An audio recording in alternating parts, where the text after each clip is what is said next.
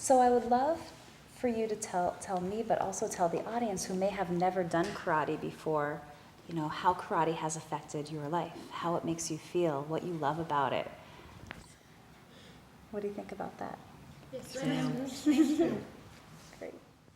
The students you're going to see today, they go by the 5 principles of Tang Soo Do, and they play an important part of their life. The first one is to be loyal to your flag and country. And the second one is to be obedient to your parents and elders. And the third is respect their teachers and instructors. And you know, it's important in the karate school to have respect, but it's also important to show that same respect in school. And so we get a lot of feedback from the teachers in the schools and telling us how the students are also respectful. A lot of the things that we're taught in karate, not just the physical but the mental, like obedience to your parents and elders, respect to your teachers and instructors, that bases off into daily life as well as right in the dojo. Third principle of Tang Soo Do is respect your teachers and instructors. And not only in karate do you use that, but in school too. Like addressing your teachers instead of just like saying like, hey, what's up, you gave me like a bad grade. You should address them in a right way and say like, may I take a retest, or instead of like acting disrespectful. And sometimes people would think that karate would inspire anger or frustration, or but actually it's quite to the contrary. Because they're confident, they can conduct themselves in a good way. When they're faced with adversity, whether it's testing or bullying or whatever, they deal with it correctly, and it helps them to have confidence. And most of the time, because of that confidence, they totally avoid conflict because they learn how to deal with that aggression and learn how to deal with their fears. Karate has taught me discipline in school and outside of school, and it's helped me face conflicts, internal and external. If two people are thinking of fighting, I tell them not to use fighting to solve problems, just talk it out. And then the other two is actually to be in control at all times. So sometimes they're faced with a situation where they're really angry, but they realize that they have to be in control at all times and never misuse what they're taught and never misuse their art. So this is an art, and as you see today, the forms, and they're exact. They have to be done perfectly, and that's the art part of the martial arts.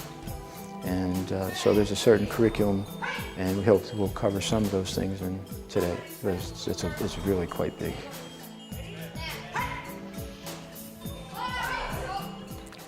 When I started martial arts, I had no idea how much it would change my life and how much I would enjoy it.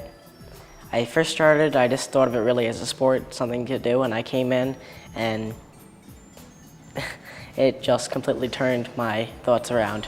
I love it, it's my passion, it's really mostly everything to me, and I love it. I mean, I come in early to help the other classes, and it's just that seeing other people progress and having my time there to be able to come in and do what I love is really sitting in there and just coming in and helping and doing training and progressing in the stages is really just what I love about it.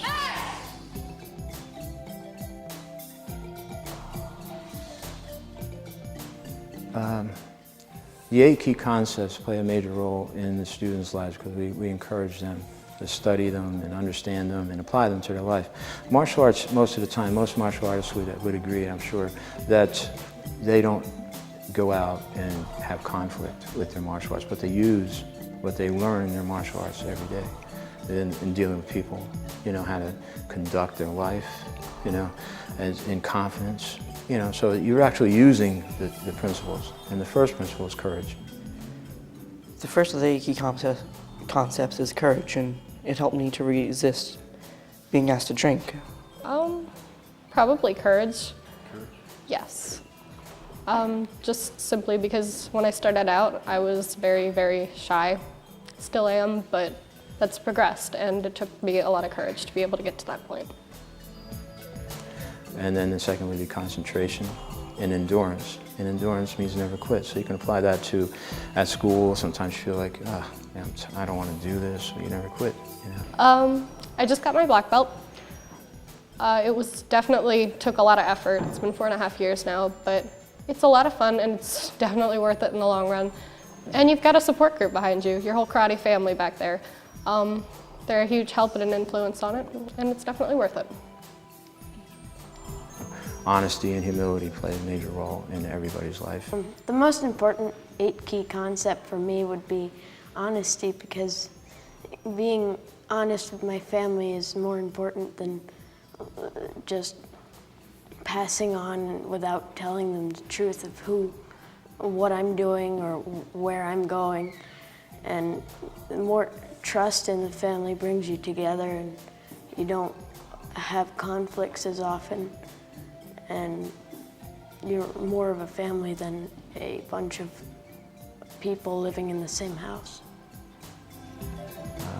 The last principles of Tungsho really apply to the art itself. So it's more to your control of power and your tension and relaxation and your speed control, how you use your techniques and keep your body in control.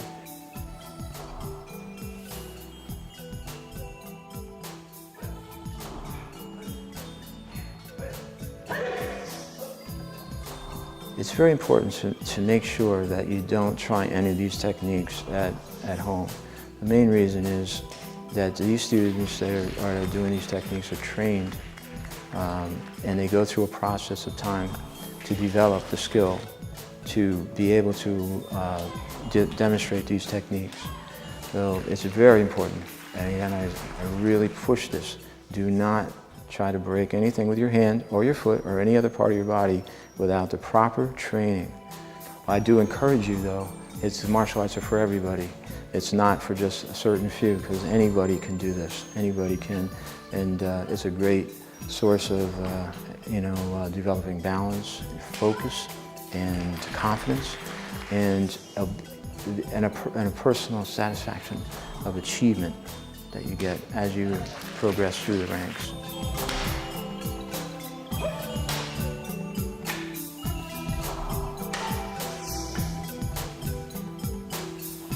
Second gut, which would be a red belt with a blue stripe on it, which really the rank isn't as important as what you've learned and what you know and what you've experienced in karate itself.